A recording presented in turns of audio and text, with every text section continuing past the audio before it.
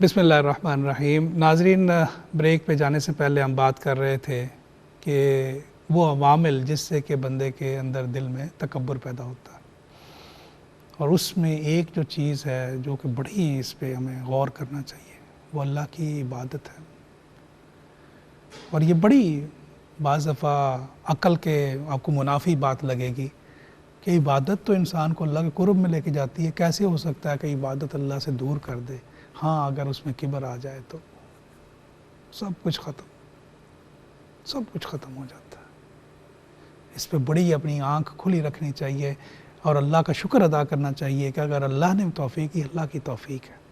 اگر میں نے 2 سجدے ٹوٹے پھوٹے کر لیے، یا اگر میں نے تھوڑی سی تلاوت کلام پاک کر لی، یا اگر میں نے کوئی اللہ کی بندگی کر لی، تو یا اللہ یہ تیرا فضل ہے، میں کسی قابل کوئی نہیں، یہ تیرا فضل ہے۔ اور اس میں یہ سمجھنا کسی کے کہ گھر والوں میں سے کسی میں سمجھتا ہے یار یہ تو نماز ہی نہیں پڑھتے، یا کسی اور کے بارے میں بات کرنا، یہ ہمارا آج کل خاص طور پہ ہم اس طرح ہو گیا ہے، ہمارا معاشرہ اس طرف چل پڑا ہے کہ جب بھی ہم بیٹھتے ہیں بات کرتے ہیں، لو جی فلانا وہ تو یار نمازیں ہی نہیں پڑھتے یار، وہ تو بس ان کو ایسے انداز سے ہم بات کرتے ہیں ان کے کہ ان کا تو کوئی جی جو کہ جس سے جھلکتا ہے کہ انسان کے دل میں تکبر ہے۔ ہم انہیں کوئی پتہ نہیں، دعا کرنی چاہیے۔ میں یہ نہیں کہتا کہ اپریشیٹ کرنا چاہیے، کوئی بندہ بے نمازی تو کہیں کیا بات ہے نمازیں نہیں پڑھتے، ہاں اس کے لیے دعا کرنی چاہیے، لیکن یہ نہیں سوچنا چاہیے یہ تو اللہ سبحانہ وتعالیٰ کی ذات جانتی ہے کون کس کے کتنا قریب ہے کون دور ہے، کون قریب ہے کون دور ہے، یہ تو اللہ کی ذات ہی جانتی ہے۔ حضرت بایزید بسطامی رحمۃ اللہ علیہ کا ایک واقعہ آتا ہے تاریخ میں کہ وہ گزرا کرتے تھے اپنے شاگردوں کے ساتھ ایک جگہ سے، تو وہاں بادشاہ اوپن دربار لگایا کرتا تھا اس جگہ پہ، تو ادھر سے جب انہوں نے گزرنا تو بادشاہ نے جب دیکھنا کہ حضرت بایزید بسطامی رحمۃ اللہ علیہ تشریف لا رہے ہیں تو وہ ادب میں کھڑا ہو جایا کرتا تھا، تو وہ گزر جایا کرتے۔ ایک دفعہ کیا ہوا کہ اسی طرح حضرت بایزید بسطامی رحمۃ اللہ علیہ وہاں سے گزر رہے تھے، بادشاہ ویسے ہی کھڑا ہوا، تو حضرت بایزید بسطامی رحمۃ اللہ علیہ نے جان بوجھ کے تھوک دیا ایک سائڈ پہ، تو وہ چونکہ رخ ان کا بادشاہ کی طرف تھا تھوکتے وقت، تو بادشاہ کو یہ بات بڑی معیوب لگی، بات معیوب لگی کہ یہ کیسے اللہ کے ولی ہیں، ان کو یہ اخلاقی اقدار نہیں پتہ، یا تو وہ غصے میں آ گیا اور وہ بیٹھ گیا۔ جب وہ بیٹھا تو اس کے ساتھ تمام درباری جو کہ کھڑے ہو جا کرتے تھے ان کی تقریب میں وہ بھی بیٹھ گئے، معاملہ ختم ہو گیا، حضرت گزر گئے۔ تھوڑے دن کے بعد ان کے شاگردوں نے اپنے خاص جب بیٹھے ہوئے تھے چند، انہوں نے پوچھا کہ حضرت ہمیں اس دن کا آپ کا وہ فعل سمجھ نہیں آیا کہ وہ کیا تھا، تو فرمانے لگے کہ یہ معاملہ یہ تھا کہ جب بھی میں وہاں سے گزرتا تھا تو بادشاہ میری عبادت و ریاضت اور میرے تقوی کی تکریم میں جو اللہ نے مجھے مقام دیا کھڑا ہو جاتا، اور میں اپنے دل کی طرف متوجہ ہوتا تھا کہ اس کے کھڑے ہونے سے تیرے اندر خوشی تو نہیں پیدا ہوئی کہ تو اپنے کو کچھ سمجھنے تو نہیں لگ پڑا کہ تو کوئی بڑی چیز ہے کہ تیرے تو تکریم میں بادشاہ بھی کھڑے ہو جاتے ہیں اب، تو میرا دل اللہ کی یاد میں غرق ملتا تھا۔ تو اس دن تھوڑی سی ذرا محسوس ہوا مجھے کچھ، تو میں نے اس کیفیت کو دبانے کے لیے، لیکن یاد رکھیے گا کہ اولیاء اللہ کا اگر کوئی ایسا فعل وہ سنت و شریعت کے خلاف نہیں ہو سکتا۔ یہ بات بھی بڑی میں یہاں پہ اس کو میں کلیئر کرنا چاہتا ہوں کہ بعض لوگ جو ہیں وہ یہ دعویٰ بھی کرتے ہیں کہ اللہ کے قرب میں ہیں اور نماز کی پابندی نہ کرنا، یہ دوسرا معاملہ کرنا، وہ کس لیے جی کہ تاکہ ہم اپنا تکبر نہیں دکھانا، یہ نہیں، سنت و شریعت کے خلاف کوئی عمل نہیں ہوگا۔ یہی تو اللہ کے دوست کی نشانی ہے کہ وہ نبی صلی اللہ علیہ وسلم کے راستے کے اوپر ان کی سنتوں کو ایسے سنبھال کے، اللہ کے احکامات کو ایسے سینے سے لگا کے چلتا ہے۔ حضرت بہاؤالدین نقشبندی رحمۃ اللہ علیہ کے پاس ایک صاحب آئے ان کی خدمت میں، اور کچھ وقت گزارا، اور گزار کے تو جانے لگے، کہنے لگے حضرت مجھے اجازت دیجیے۔ تو وہ اس سے آئے تھے کہ نام سنا تھا کہ اللہ کے بڑے ولی ہیں، تو پتہ نہیں کیا کرامات کا ظہور ہوتا ہوگا وہاں پہ، تو کیا ہوتا ہوگا کیا۔ عام یہ ذہن بن گیا نا جی، عام ذہن بن گیا. تو حضرت بہاؤالدین نقشبندی رحمۃ اللہ علیہ نے فرمایا کہ ہاں جی کہ آنا تھا، کیا دیکھا، بس یہ میں آیا تھا تو یہاں تو کوئی ایسی چیز نہیں، یعنی کہ ان کا کہنے کا مقصد یہ تھا کہ کرامت وغیرہ تو آپ نے دکھائی کوئی نہیں. تو وہ فرمانے لگے کہ آپ نے کوئی خلاف شرع کہ نبی صلی اللہ علیہ وسلم کے سنت کے خلاف کوئی عمل دیکھا؟ فرمانے لگے نہیں. انہوں کہنے لگے یہی سب سے بڑی کرامت ہے، سب سے بڑی کرامت ہی یہ ہے کہ انسان اپنے آپ کو اس ڈگر پہ ڈال لے. وما كان مؤمن ولا مؤمنة اذا قضى الله ورسوله امرا ان يكون لهم الخيرة من امرهم ومن يعص الله ورسوله فقد ضل ضلالا مبينا. کہ کسی بھی مومن مرد اور مومن عورت جو ہے وما كان لمؤمن ولا مؤمنة، مومن مرد اور مومن عورت، اذا قضى الله ورسوله، جب آ جائے حکم اللہ کا رسول کا تو بس پھر سر تسلیم خم، یہ ہے تیرا رستہ، یہ ہے صراط مستقیم، یہ ہے رستہ جسے ہم مانگتے ہیں ہر دعا میں کہ صراط الذین انعمت علیہم، کہ ہمیں وہ رستہ دو اللہ تعالیٰ جن پہ انعام کیا. انعام کن پہ کیا؟ فاولئک الذین انعم اللہ علیہم من النبیین والصدیقین والشہداء والصالحین. یہ انعام والے، ان کے رستے پہ چلو. یہ نہیں کہ ہوا میں اڑ کے دکھا دیا تو بڑے جی کا صاحب کرامت ہیں، یا دو بندوں کو ٹھیک کر دیا جی ان کے جناب دم میں بڑی، یہ نہیں، یہ نہیں. اللہ کے رستے پہ چلنے والا، اللہ کے رستے پہ چلنے والا، نبی صلی اللہ علیہ وسلم کی شریعت کو کیا حامل شخص یہ. تو ناظرین میں بات کر رہا تھا کہ عبادت کی، کہ عابد بھی جو ہے اس کے اندر یہ تکبر پیدا ہو جاتا ہے. تو اس لیے جب آپ عبادت کی طرف آئیں تو پھر اس بات کے اوپر بڑا آنکھیں کھلی رکھیں کہ ایسا نہ ہو کہ ہم تکبر میں چلے جائیں، دوسروں کو اپنے سے کم تر سمجھنے لگ پڑیں کہ جی میں تو بڑا نیک انسان بن گیا ہوں تو دوسروں کو. تیسرا آ جاتا ہے حسن اور خوبصورتی. اس کے بعد جو آتا ہے کہ جو وجہ بنتی ہے، حسن یا خوبصورتی جو ہے یہ بھی ایک بڑی وجہ بنتی. اگر اللہ سبحانہ وتعالیٰ نے کوئی اچھی پوشاک دی یا اچھا کوئی انعامات کر دیے، تو انسان گاڑی اچھی دے دی، اللہ کا فضل ہو گیا، تو اسے اللہ سے منسوب کرنا چاہیے. میں یہ نہیں کہتا کہ ان کو استعمال نہیں کرنا چاہیے، ان کو استعمال نہیں کرنا چاہیے، ان کو استعمال کرنا چاہیے. اللہ کی نعمتیں ہیں. ہمارا دین بڑا درمیان میں رستہ. ان المبذرین کانوا اخوان الشیاطین، کہ جو فضول خرچ ہیں وہ تو بھائی ہیں شیطان کے. وَلَا تَجْعَلْ يَدَكَ مَغْلُولَةً إِلَىٰ عُنُقِكَ وَلَا تَبْسُطْهَا كُلَّ الْبَسْطِ فَتَقْعُدَ مَلُومًا مَحْسُورًا. ایسے بھی نہ کرو کہ اپنا ہاتھ گردن سے باندھ لو، یعنی کہ اتنا اپنے آپ کو بالکل جی کنجوس، دینا ہی نہیں کسی کو کچھ، خرچ ہی نہیں کرنا. کتنا بدقسمت انسان ہوگا کہ دنیا میں وہ انسان ہے، مال و دولت ہو اس کے پاس اور رہے وہ غریبوں کی طرح. انسان کے پاس ہو مال و دولت، کنجوسی کی وجہ سے دنیا میں رہے غریبوں کی طرح، اور آخرت میں حساب دے جا کے امیروں کی طرح، کیونکہ دولت جو تھی دنیا میں خرچ تو کی کوئی نہیں. تو کیا اللہ فرماتے ہیں؟ اللہ کہتے ہیں نہ تو اپنی گردن میں ہاتھ باندھ لو، یعنی کہ نہ تو اپنے آپ کو روک لو، خرچ ہی نہیں کرنا، اور یہاں پھر اس طرح اسراف شروع کر دو بس. تو اس لیے یہ نہیں مطلب یہ کہ ان نعمتوں کو استعمال کرنا چاہیے. صحابہ اکرام جب نبی صلی اللہ علیہ وسلم نے تکبر کے بارے میں بتایا تو صحابہ فرمانے لگے کہ اچھے کپڑے پہننا، نبی صلی اللہ علیہ وسلم اپنے آپ کو ذرا، تو یہ بھی ہم تکبر کرتے ہیں.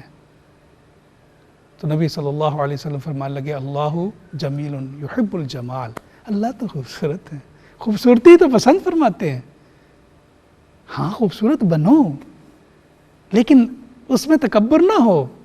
جیسے حدیث میں آتا ہے کہ کپڑا لٹکانا نیچے، ٹخنوں سے نیچے تکبر کے ساتھ، ہاں جی اس پہ اللہ کا شکر ادا کرو، نعمتوں کو استعمال کرو. اگر اللہ نے گاڑی بڑی دی ہے تو، لیکن یہ نہ کہو کہ کوئی غریب رشتہ دار ہے تو اس کی طرف ہم جائیں نہ. اگر اللہ نے تھوڑی سی دولت دے دی تو سب سے پہلا کیا کام کرتے ہیں ہم؟ سب سے پہلا کام کرتے ہیں کہ اپنے جتنے بھی ہیں رشتہ داریاں ان کو منقطع کر دیتے ہیں. اب وہ تو ہمارے رشتہ دار ہے ہی نہیں. اور ادھر تو میں یہ بڑی تکلیف سے آپ سے یہ بات کرنا لگا ہوں، یہاں تو میں نے یہ عالم بھی دیکھا، بیٹا باپ کو پہچاننے سے انکار کر دیتا، بیٹا باپ کو پہچاننے سے۔ میں نے دیکھا کہ ایک صاحب پڑھ لکھ گئے تو اللہ نے انہیں مطلب پی ایچ ڈی دے دی، بڑی ڈگری دے دی، والد دیہاتی تھے، شادی رکھی انہوں نے، شادی رکھی اور والد کو نہ بلایا۔ مجھے یاد ہے میرے والد صاحب سے وہ کہنے لگے تھے کہ آپ نے انتظام کرنے ہیں وہ، تو میں نے والد صاحب سے پوچھا، میں نے کہا کہ ان کے کوئی والد یا نہیں، تو پتہ چلا کہ والد حیات ہے۔ کیا ہے؟ دیہاتی سے ہے نا جی، تو وہ اب کہاں فٹ آتے ہیں ہمارے ساتھ، وہ کہاں ایک دیہاتی سا شخص آ کے بیٹھے گا ہمارے ساتھ، تو وہ تو پھر ہم اپنا جو نا وہ اس کو تو دروازے ہی بند کر دیتے ہیں، ہم تو پہچانتے ہی نہیں۔ کوئی غریب رشتہ دار ہے، کوئی غریب بہن بھائی ہے، اسے پہچاننا ہی نہیں۔ اب تو ہمارے امیر دوست ہو گئے نا، اب تو ہم ان کے ساتھ جو ہے بغل گیر ہوتے ہیں نا۔ اور قرآن کیا کہہ رہا ہے؟ الاخلاء یومئذ بعضکم لبعض عدو، الاخلاء، جو آج تمہارے سنگی بنے پھرتے ہیں، آج تو اپنے جناب پیسے کے زور پہ دوست بنائے پھر رہا ہے، الاخلاء یومئذ بعضکم لبعض عدو، یہ تو تیرے دشمن ہوں گے اس دن، قیامت والے دن سب تیرے دشمن بنے ہوں گے، الا المتقین، سوائے متقیوں کے، نیک لوگوں کے، وہ تیرے کام آئیں گے اس دن بھی۔ تو ناظرین کیا یہ اس سے ہمارا دین منع نہیں کرتا کہ انسان جو ہے وہ اچھا نہ پہنے، انسان اچھا گھر نہ لے، انسان جو ہے اپنے بچوں کو اچھے اسکولوں میں تعلیم نہ دلوائے، اس سے دین نہیں منع کرتا، لیکن اس سے اپنے اندر یہ نخوت پیدا کرنا کہ اپنے غریب رشتہ داروں کو چھوڑ دینا، اس سے یہ پیدا کرنا کہ انسان کو انسان نہ سمجھنا، اور پھر ایسے جملے بولنا، اللہ معاف کرے، کہ تیری ہستی ہی کیا ہے، تیری اوقات ہی کیا ہے، تو میری جوتی کے برابر ہے، تجھے میں کھڑے کھڑے خرید لوں یہاں پہ۔ کیا ہم یہ جملے نہیں روز سنتے؟ کیا قارون کا انجام دیکھنے کے بعد، نمرود کا انجام دیکھنے کے بعد، کیا انسان، اسی لیے تو اللہ فرماتے ہیں افلا یتدبرون القرآن ام علی قلوب اقفالها، اے بندے کیوں نہیں تدبر کرتا قرآن کے واقعات پہ، قرآن پہ کیوں نہیں سوچتا؟ کیا تیرے دل پہ تالے لگے ہوئے ہیں، تیرے دل پہ قفل پڑے ہوئے ہیں، تجھے نہیں پتہ چلتا؟ تو ناظرین یہ وہ موٹی موٹی وجوہات تھیں جس کی وجہ سے انسان تکبر کا شکار ہوتا ہے۔ اس میں آپ کی جسمانی صحت بھی آ جاتی ہے، کوئی بھی نعمت آ جائے، اللہ تعالیٰ سبحانہ تعالیٰ کوئی بھی نعمت دے دے، اس سے وجہ بن جاتی ہے تکبر کا۔ اب اس کا ازالہ کیسے کریں؟ اب اگر کوئی انسان وہ سوچتا ہے کہ ہاں میرے اندر یہ جو ہے نا یہ آ گیا، یہ جرثومہ آ گیا اندر، اب یہ ابھی یہ نہ ہو کہ یہ پنپ جائے اور یہ تناور درخت بن جائے، تو اس سے پہلے کیسے اس کی سرکوبی کروں؟ تو سب سے پہلی تو بات ہے کہ اللہ سبحانہ و تعالیٰ کی بندگی اللہ کی رضا کے لیے شروع کر دیں، کسی مقام کے لیے بھی نہ کریں کہ مجھے فلانا مقام چاہیے، نہیں، اللہ تیری رضا چاہیے، میں تیرا بندہ ہوں، میں تیرا غلام ہوں، میں تو تجھے خوش کرنا چاہتا ہوں، میں تجھے راضی کرنا چاہتا ہوں، اور کوئی چیز میرا مقصود نہیں، اپنے عبادات کا، ہر معاملات کا، اپنی نیت کو یہ مقصود بنا لیں، اللہ کی رضا۔ اور یہی وہ تحفہ ہے جو اللہ سبحانہ و تعالیٰ نے صحابہ اکرام کو عطا کیا، رضی اللہ عنہم ورضوا عنہ، اللہ ان سے راضی، وہ اللہ سے راضی۔ یہ بھی بڑا معاملہ ہے، یہ کیسے پتہ چلے کہ اللہ سے راضی ہے؟ فرماتے ہیں حکماء، فرماتے ہیں کہ جب بندہ اپنے رب سے راضی ہو جاتا ہے نا، تو سمجھو تمہارا رب تم سے راضی ہے۔ جس حال میں بھی تمہیں تمہارا رب رکھے، غربت میں رکھا ہوا ہے تب بھی تو اپنے رب سے اگر راضی ہے، تجھے مفلسی میں رکھا ہوا ہے تب بھی تو راضی ہے، تیری صحت اچھی نہیں تب بھی تو راضی ہے، کوئی اور معاملات میں الجھا ہوا پھر بھی تو اپنے رب سے راضی ہے، تو خوش ہے، تو کہتا ہے اس سے اچھا تو میرے رب نے کیا رکھنا، میں تو اس کے قابل ہی نہیں تھا، تو یقین کر تیرا رب بھی تجھ سے راضی ہے۔ کیا نسخہ دیا ہاں؟ کہ رب کی رضا ڈھونڈ رہے ہیں، تو رب کی رضا تو تیرے اس خیال کے اندر ہی تو چھپی بیٹھی ہے کہ تو اپنے آپ کو رب سے راضی کر لے، تو اپنے آپ کو رب سے راضی کر دے، تیرا رب تو اتنا کریم ہے، جب تو راضی ہوگا تیرا رب تجھ سے راضی۔ تو رب کی رضا کی تلاش، رب کی رضا کی تلاش، اور اللہ اور رسول اللہ صلی اللہ علیہ وسلم کے حکموں کو حرف آخر سمجھنا، یعنی کہ وہ آپ کی خواہشات نفس کے خلاف جتنے بھی چلے جائیں اس میں اف بٹ نہ ڈھونڈنا، اس میں مین بیخ نہ نکالنا، اس میں سے چور رستے ڈھونڈنے کی کوشش نہ کرنا۔ ہر انسان کو پتہ ہے جی، ادھر ادھر نہ کوشش کرنا، ہاں جی فلانے سے ذرا فتویٰ کر لیں، یہ کر لیں وہ کر لیں، نہیں، جب پتہ چل گیا کہ یہ اللہ کا حکم ہے، یہ میرے نبی صلی اللہ علیہ وسلم کا فرمان عالی شان ہے، تو پھر چاہے برادری ہے، تو چاہے آپ کا اپنا نفس ہے، تو چاہے آپ کے بچے کھڑے ہیں، تو چاہے کوئی کھڑا ہے، چاہے آپ کے اندر غرور کی جو عمارت ہے وہ کھڑی ہے، بس پھر اس کو گرا دو۔ جیسے حضور صلی اللہ علیہ وسلم گزرے تو ایک صحابی ان کے گھر کو دیکھا تو ذرا انہوں نے بڑا منزلہ بنا لیا، حالانکہ منع نہیں ہے، لیکن وہ صحابہ کی تربیت نبی صلی اللہ علیہ وسلم کو پسند نہ آیا۔ جب انہیں پتہ چلا کہ حضور صلی اللہ علیہ وسلم کو پسند نہیں آیا تو پہلے گھر گرا کے مسمار کر کے تو پیش ہوئے حضور صلی اللہ علیہ وسلم کے پاس، حضور مجھ پہ اپنی الفت فرمائے۔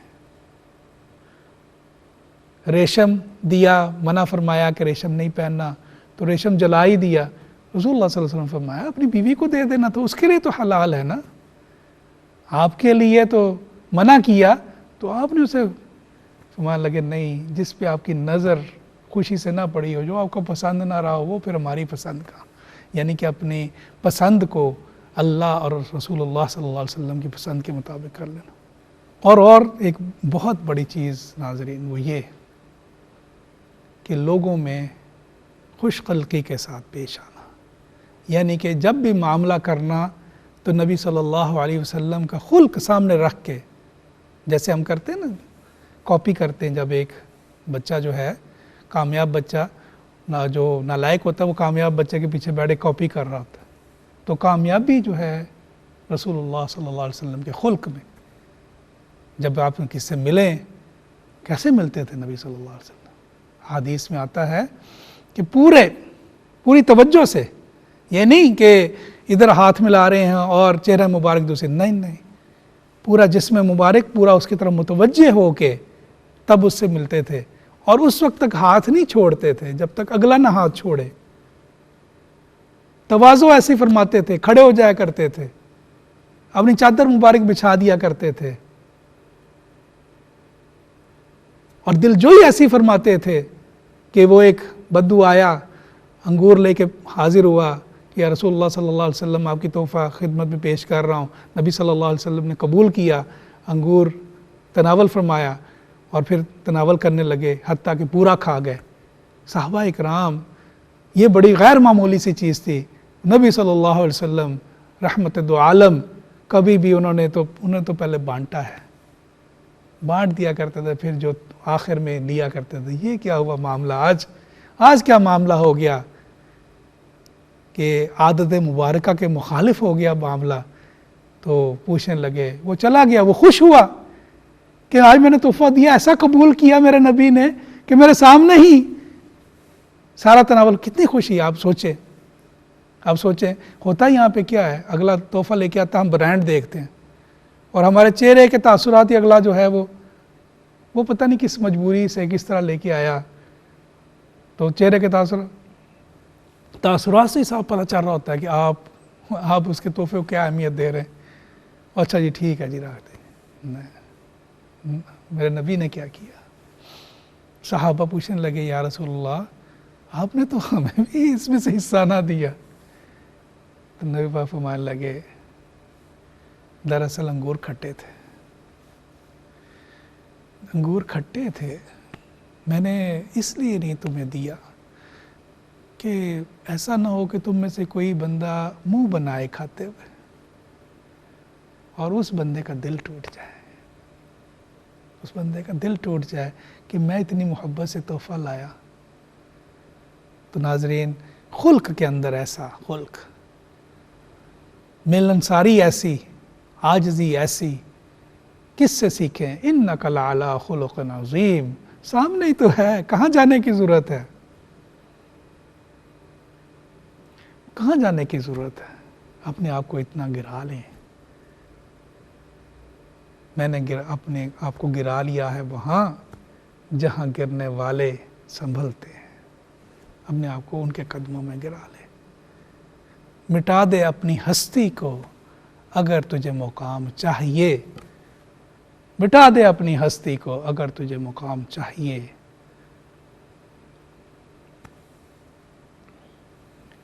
مٹا دے اپنی ہستی کو اگر تجھے مقام چاہیے. دانہ خاک میں مل کے ہی گل گلزار ہوتا ہے. تو جب وہ آپ بیج ڈالتے ہیں نا جی، وہ خاک میں ملتا ہے تبھی گل و گلزار ہوتا ہے. اسی لیے اگر اس بیماری سے جان چھڑانی ہے نا جی، تو نبی صلی اللہ علیہ وسلم کو خلق کو سامنے رکھ لیں اور اپنی زندگی کو اس کے مطابق ڈھالنے کی کوشش کریں. اللہ سبحانہ وتعالی ہمیں اس گھناؤنا جو بیماری ہے اس سے محفوظ رکھے، اور اللہ سبحانہ وتعالی ہم سب کو ایمان کے ساتھ دنیا سے لے کے جائے. وما علینا الا البلاغ. والسلام علیکم ورحمۃ اللہ وبرکاتہ.